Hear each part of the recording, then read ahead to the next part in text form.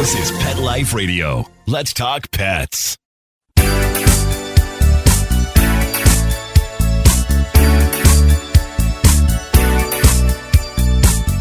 Hello, you're listening to Animal Party on Pet Life Radio, and that means you're listening to me, Deb Wolf, because I'm the host of this show.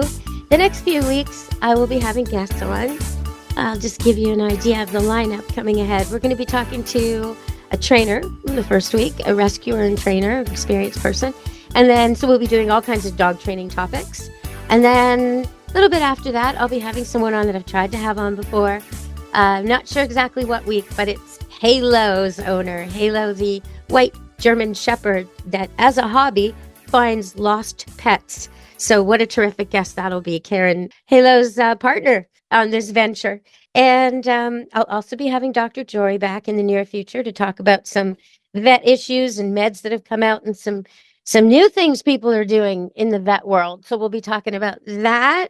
And one of my favorite guests of all time, a guest that when I did the show with him, Pet Life Radio show years ago, we won Best Pet Radio in America for that show.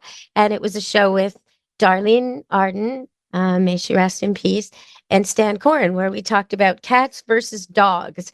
And we did 2 shows because there was so much information and they battled it out, cats versus dogs. It's pretty good. So I'm having him back because he's a psychology professor and he's the one to ask. If you've got questions like about psychology, what makes your cat's brain work? What makes your dog's brain work? Why do they do what they do? How do they compare to people? Those are the kind of questions you can send me now. And we'll put a link up right next to this show so that you can do that. And you can send it as a voice clip or an email, and I'll read it out or play it, and he'll answer your questions. So I've already received a few questions for him. And I hate to use this word, but one of you used it, so I'm going to reread the email. It says, "Is my cat retarded?" Okay, so we'll be asking him that. Is there such a thing as a retarded cat or dog or puppy or kitten? And how would you know? And what do you do? So, and what exactly is that all about? So we'll be talking to him about that in the future. Now, today I'm going to cover some topics that have been in the news. A little bit about the Academy Awards. Did you see the dog? Oh, I sure did. So we'll talk about that. And I'm going to give you some tax tips. That's right. Do you think you could claim your dog or cat expenses as deductions with your taxes? Well, you might be able to. So stay tuned to Animal Party on Pet Life Radio and find out.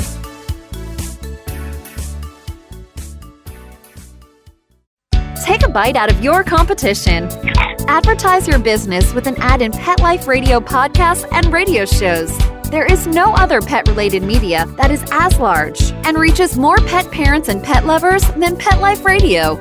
With over 7 million monthly listeners, Pet Life Radio podcasts are available on all major podcast platforms. And our live radio stream goes out to over 250 million subscribers on iHeartRadio, Odyssey, TuneIn, and other streaming apps. For more information on how you can advertise on the #1 pet podcast and radio network, visit PetLifeRadio.com/advertise today. Let's Talk Pets on PetLifeRadio.com.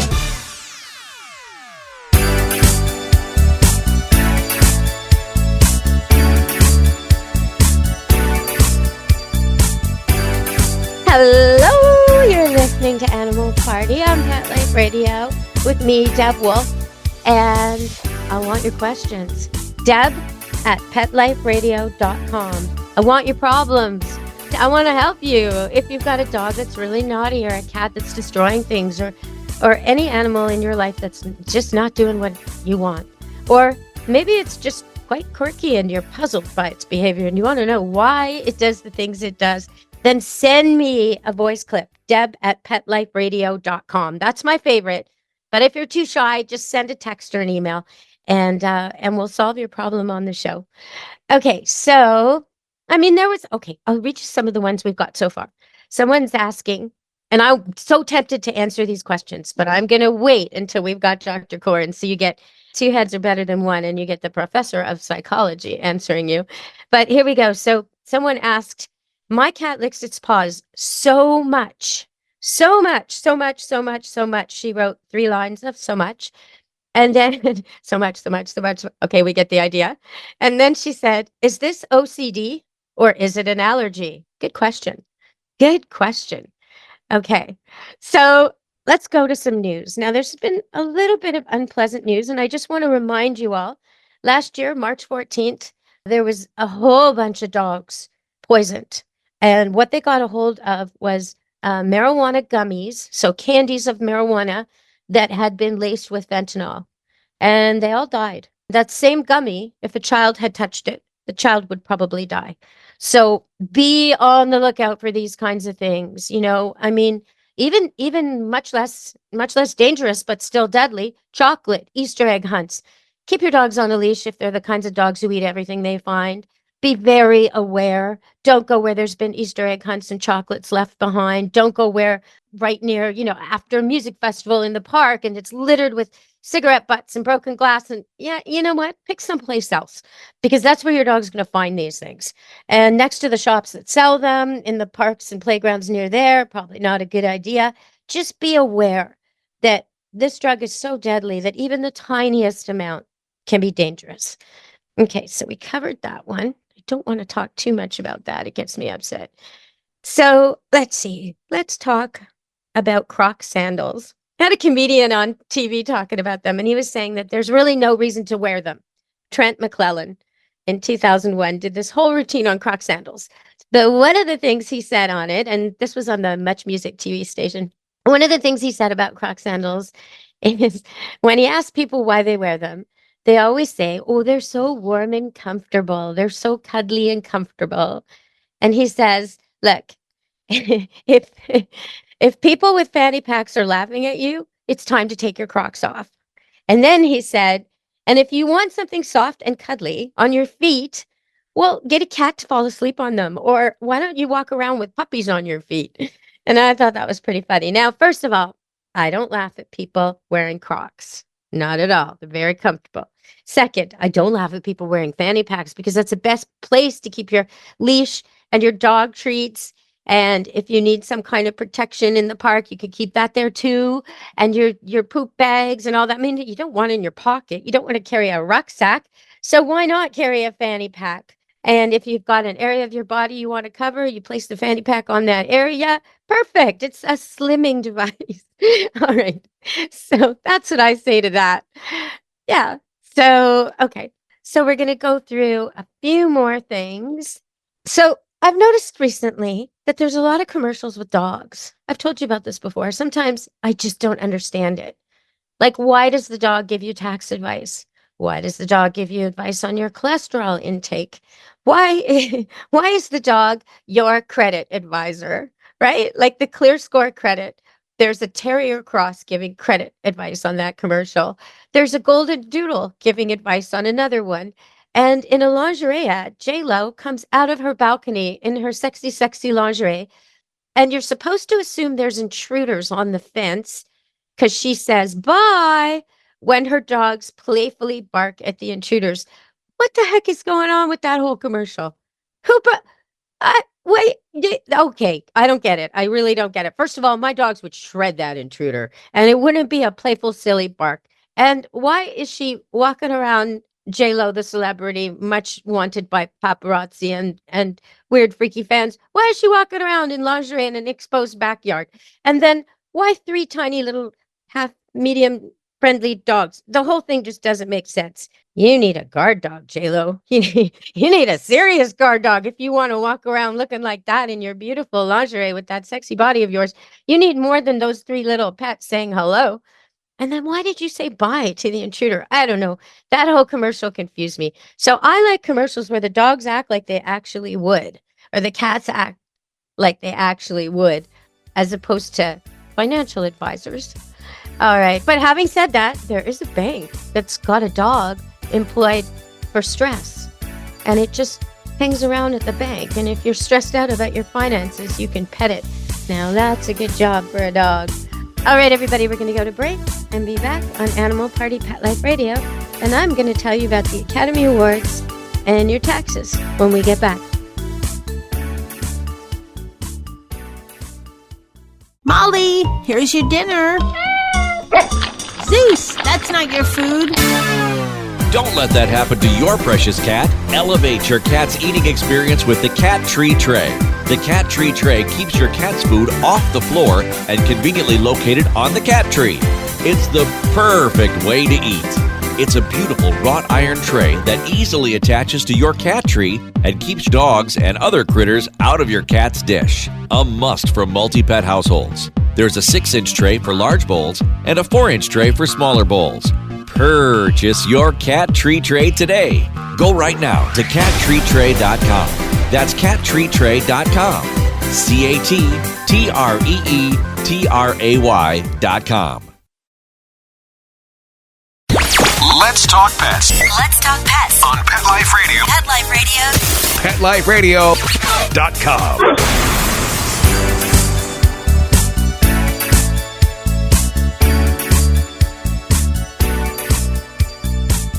Hello, we're back on Animal Party Pet Life Radio.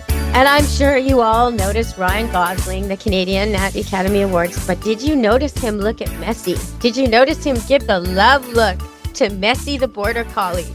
Well, I sure did. Apparently they met at the luncheon previous and hit it off.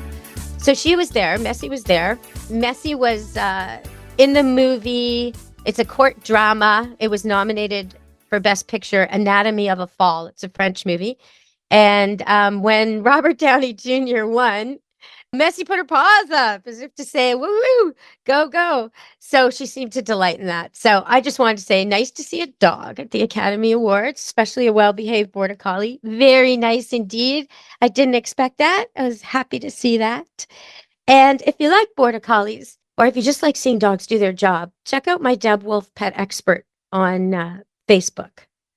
Yeah, check that out because I've posted a really cool video of some Border Collies nailing it with sheep and such. And it's just a couple minutes, but it's so good. So check that out. I used to have 13 goats, 2 llamas, and 1 blue heeler. I still have a blue heeler, different blue heeler, elderly one now. And I still have 2 little goats, but it's not quite the same. When my squeaky monkey, my old blue heeler, when she was young and she used to bring the herd in from the other side of the river, and the hooves were flying, and she was so good. She would make an example out of one that was misbehaving or not adhering to the path, and then all the others would just do the thing right away. They'd go right in. Oh, aye, sir. So yeah, watching her work was incredible, and she wasn't really trained for it. She just had a knack for it, as they sometimes do. All right, so I promised you tax advice, and we're quickly running out of time here. So I just thought this was really interesting.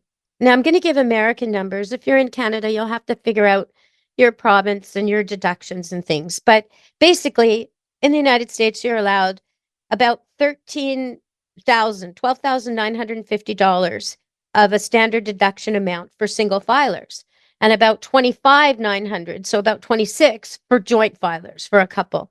And for a head of a household for joint filers, and for heads of household, $19,400. So if you're already over those numbers, you can't really use the advice I'm telling you about. But if you're not, if you haven't claimed your maximum standard deduction amount, and you do have a dog or a cat, there's several ways you can use them to not pay as much in tax. So first of all, the obvious one is the service animals, right? If you've got a disability, if you've got some kind of diagnosed, recognized, documented post-traumatic stress disorder or mental condition that allows you a service dog. If you have MS, like there's all kinds of Parkinson's, there's all kinds of reasons why you might need a dog. So if you have some kind of use that's documented and official, you might be able to deduct expenses for food, training, grooming, veterinary care, any expenses above 7.5% of your adjusted gross income. So that means, if you had a big bill for a hip surgery or something for your dog, that could be covered. That could be one of the things you could deduct. So it's not enough that your pet just gives you comfort. In this category, the animal has to be trained, certified as a treatment animal for the diagnosed condition. So you may also need to show doctor's proof and certification proof. But there's easier ways to qualify. Okay, so for the rest of us, if you have a dog who guards your house or your business, then you can do the same. If you have a cat that kills mice, then you can do the same. Now you have to document it carefully. So here's the deal. If your pet also works in the family business as a guard dog or a pest control cat, you got to be prepared though. You may have to prove your animal is an ordinary part of the business, essential to the business, always at the business. Take pictures of your animal at the business, take videos of it doing what it's doing.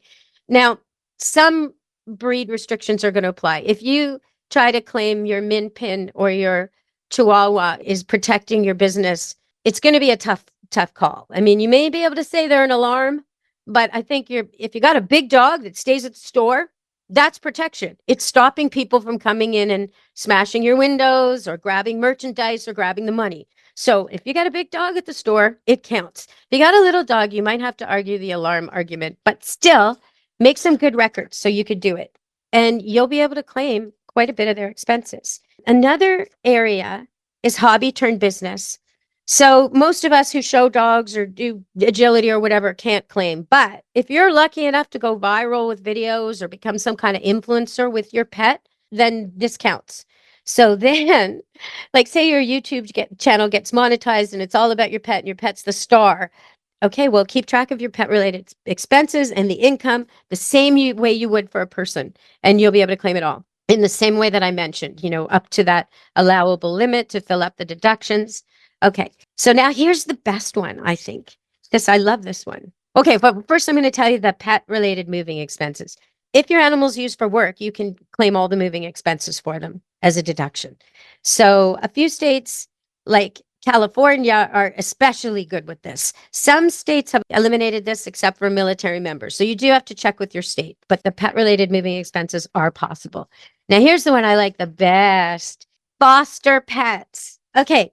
If you foster a pet from an organization that's a recognized, legit charity, with a tax number and everything, then all the money you spend caring for your foster animals is considered a charitable donation, as long as it's a qualified nonprofit. So most of the shelters will cover the cost of food and medical expenses, but anything you're not reimbursed for could potentially qualify. So gas for driving the dog around back and forth, tolls, meals, parking, you could do well. And I think that's wonderful because it makes fostering more affordable.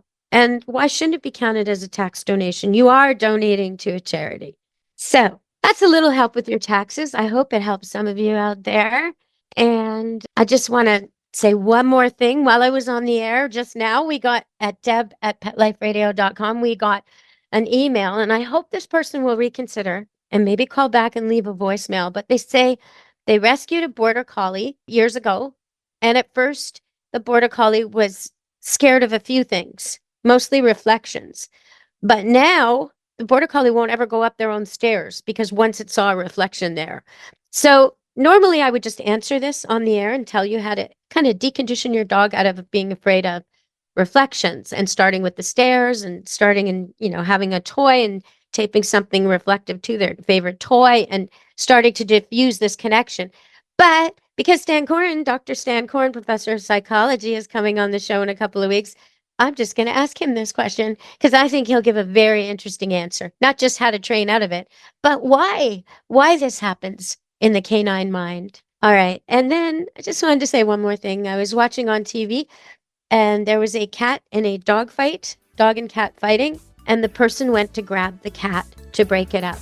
And I would suggest to you, if ever you're in that situation and you see a cat attack a dog or a dog attack a cat and you want to break it up, if you're choosing to grab one of them, and I really don't think you should, but if you do, grab the dog. Don't grab the cat. That person ended up in the hospital. All right, everybody. We'll be back in a week with more Animal Party on Pet Life Radio, and I hope you'll leave me your questions and texts and voice clips to deb@petliferadio.com. Until next week, be good to your animals. Let's Talk Pets, every week on demand, only on PetLifeRadio.com.